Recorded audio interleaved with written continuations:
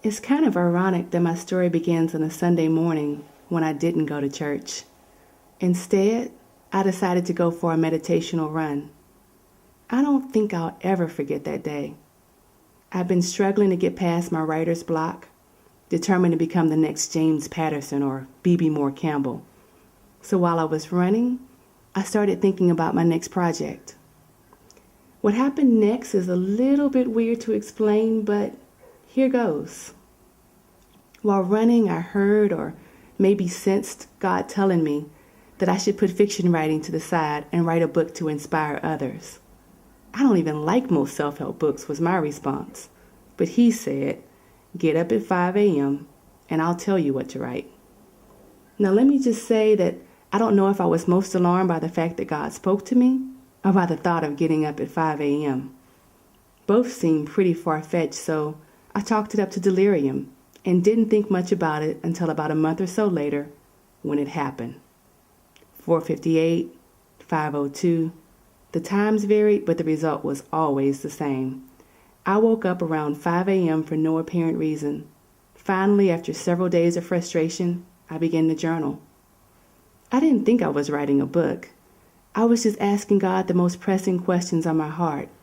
Why bother praying if God already has a plan?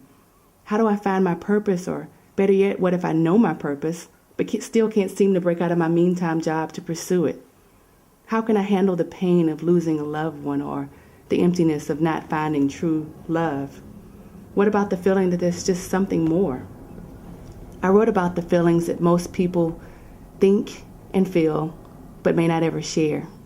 And what's more, I wrote the incredible answers that God gave to each and every question. Later in the day, I'd read over what I wrote, often without real recollection of the contents, and then I'd email it out to a few friends.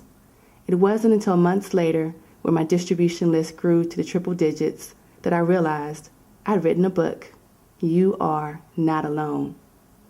I won't even begin to suggest that this is a book that's going to win a Pulitzer Prize, but what I will tell you is that this book speaks from the heart in a way that's vulnerable and pure. And I can also promise that the insight, that is, the answers in this book, couldn't have come from me without the help of a higher power. It's kind of ironic that my story began with a Sunday morning when I wasn't in church, but I think that's what my writing is all about. Knowing that God exists outside the four walls of church. Knowing that messengers aren't always in the pulpit and that God can speak through anyone. It's about helping people realize that we all have the same questions, fears, doubts, and dreams. So please take a moment to help me, Imani, share my story. And always remember that you are not alone.